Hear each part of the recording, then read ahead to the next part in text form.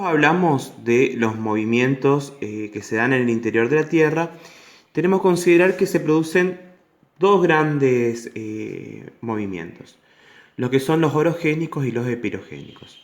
El caso puntual de los movimientos orogénicos son los que van a formar cadenas montañosas. En este caso, como vemos acá en la imagen, se dan movimientos de placas que se desplazan en sentido contrario, y cuando chocan, nosotros vamos a encontrar que todos los materiales sedimentarios que son desgastados de otros relieves, de rocas, restos de, como dice acá el texto, de organismos marinos, van a constituir lo que son los sedimentos. Entonces, cuando se producen estos movimientos, los sedimentos se empiezan a plegar, como vemos acá, y originan montañas.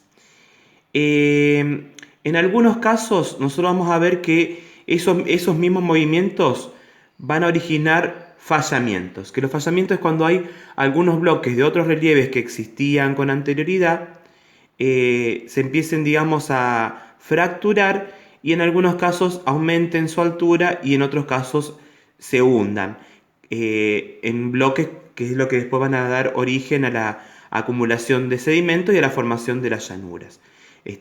Eso, por ejemplo, algo puntual que pasó en Argentina cuando se originó la cordillera de los Andes.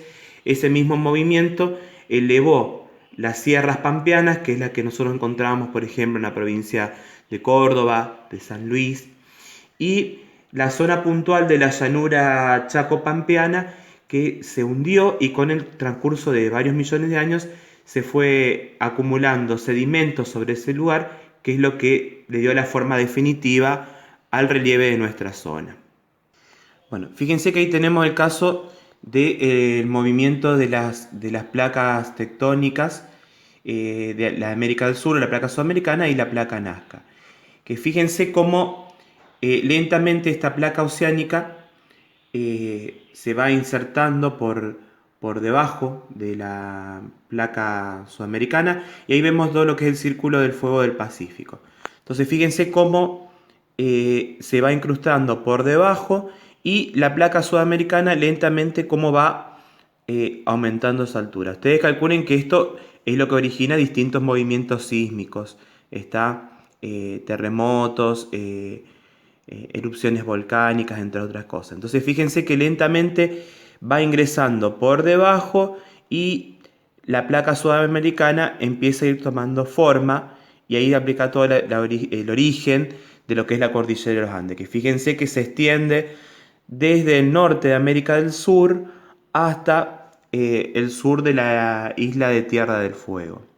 También otra cosa que nosotros vamos a encontrar que en algunos casos sobre algunas fisuras de las montañas empieza a elevarse el magma, que ese magma, acuérdense que es roca en estado semilíquido, fundida, que empieza a ejercer presión sobre los cerros montañosos más altos y a partir de ahí, de esa misma presión, esa energía se empieza a liberar y forma lo que son los cráteres y el conjunto de volcanes que vamos a encontrar en toda la extensión de la cordillera. Ustedes calculen que en la cordillera de los Andes nosotros vamos a encontrar una gran cantidad de volcanes. Por otro lado, nosotros encontramos también lo que son los movimientos epirogénicos, que en este caso se producen lentos movimientos de ascenso y descenso de las placas tectónicas. Ahí, por ejemplo, ustedes en el material tienen esta imagen que muestra cuando hay un movimiento ascendente y cuando hay un movimiento descendente. Puntualmente, ahora vamos a compartir otra para explicar un poco y analizar un poco mejor la situación. En este primer caso, nosotros tenemos un movimiento descendente de una placa tectónica. Entonces, ¿qué pasa? Es un movimiento donde baja y a medida que baja, en varios lugares disminuye la altura con respecto al nivel del mar. Entonces, ahí se produce lo que se llama una ingresión marina. Ingresa al mar, ustedes calculen que el mar traslada sales, un montón de minerales, puede trasladar también sedimentos que por ahí transporta y traslada de otro lugar. Y con el transcurso del tiempo se produce un movimiento contrario, un movimiento ascendente.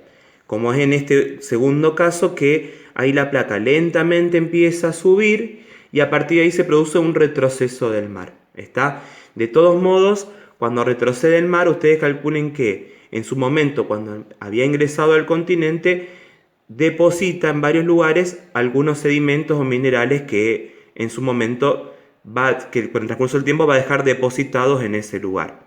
¿Está? Bueno, esos son los dos movimientos más importantes que se producen debido a fuerzas internas del planeta.